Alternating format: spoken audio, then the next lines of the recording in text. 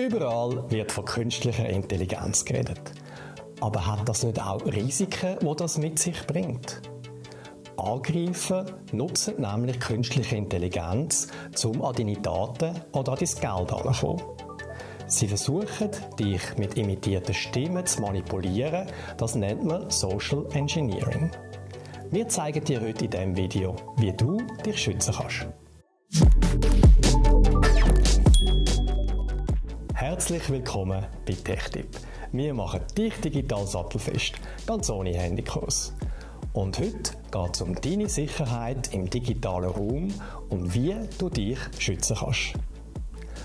Dazu habe ich Sandra Lüthi vom Bundesamt für Cybersicherheit zu Gast. Als Spezialistin für Sensibilisierung und Prävention klärt sie über Cyberbedrohungen auf und zeigt dir, wie du dich schützen kannst.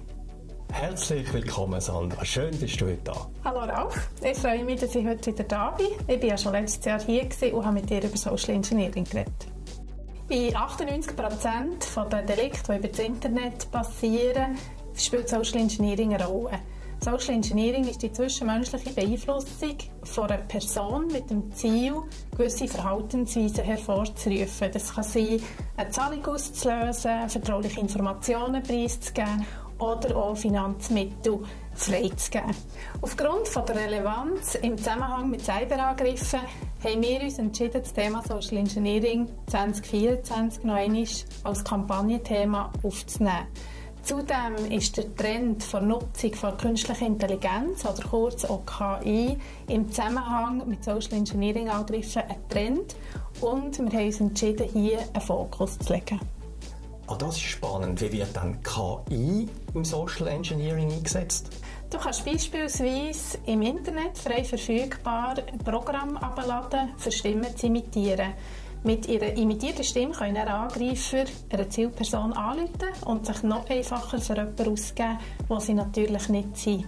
Du musst dir vorstellen, wenn du zum Beispiel Florian Schütz imitieren willst, er ist der Direktor vom Bundesamt für Cybersicherheit, dann kannst du ins Internet hineingehen, nimmst ein Interview und du dort aus der Mediadatei eine Datei rausschneiden und mit dieser Datei tust du dann die Computer trainieren, damit er lernt, wie tönt der Florian Schütz.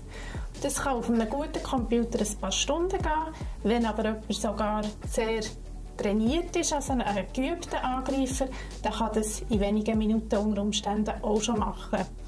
Wenn ich dann dir anrufe, als Florian Schütz, dann tue ich gleichzeitig das Programm laufen und dann wird meine Stimme in die Stimme von Florian Schütz verwandelt und du hörst mich dann als Florian Schütz. Das bedeutet, für dich ist es noch einmal schwieriger zu hören oder herauszufinden, bin ich denn wirklich der Florian Schütz oder eben nicht. Es ist auch so, dass ich noch zusätzliche Hintergrundgeräusche einbauen in den Anruf und dann macht es das Ganze noch einmal schwieriger. Wir haben ja seitens Bundesamt für Cybersicherheit ein Video gemacht zu sogenannten Deepfakes, wie man eben Stimmen zum Beispiel fälschen. Und das kann man bei uns auf dem YouTube-Kanal anschauen. Oh, krass! Hast du einen Tipp, wie man sich da schützen kann? Ja, grundsätzlich sagen wir immer, bei einer unerwarteten Kontaktaufnahme muss man misstrauisch sein. Weil, wie wir jetzt bereits gelernt haben, es kann nicht nur die Nummer gefälscht sein, sondern eben auch eine Stimme. Darum sagen wir, du nicht plausible Anrufe beenden, lass dich nicht einschüchtern und auch nicht unter Druck setzen. Und wenn jetzt trotzdem mal etwas passiert und ich reingefallen bin und Opfer werde von Social Engineering, was soll ich dann machen? Also wenn dir finanzieller Schaden entstanden ist, dann kannst du dich bei der Polizei melden. Falls du Kreditkartenangaben preisgegeben hast, dann empfehlen wir, dass du dich bei der Bank melden und die Karten sperren.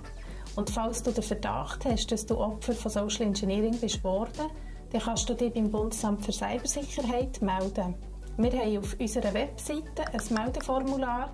Das erkennst du an einem rosaroten Button mit einem Zeigefinger drauf. Und das tut dir dann durch ein ganzes Meldeformular durchführen und am Schluss Handlungstipps geben, falls du das wünschst. Vielen Dank, Sandra. Das hilft mir jetzt auf jeden Fall im Alltag. Wenn ihr das Video mal noch möchtet schauen, wie am Florian Schütz seine Stimme imitiert wird, dann findet ihr den Link auch unten dran in der Beschreibung vom Video. Es lohnt sich auf jeden Fall, mal hineinzuschauen. Das sind ja extrem spannende Tipps, die uns Sandra also direkt aus der Praxis mit auf den Weg geben kann. KI kann also genutzt werden, um uns auch zu manipulieren in solchen Social Engineering Angriffen. Wenn du also mal plötzlich ein unerwartetes Telefon bekommst oder ein E-Mail, wo du dich unter Druck gesetzt fühlst, schalt das Hirn ein, mach einen Schritt zurück, schnuff durch und überleg dir, ob das wirklich so kann sein. Wenn dir diese Tipps gefallen haben, dann leite sie doch weiter. Vielleicht kannst du auch deine Kolleginnen und Kollegen so von einem unangenehmen Erlebnis schützen. Vielen Dank fürs Zuschauen.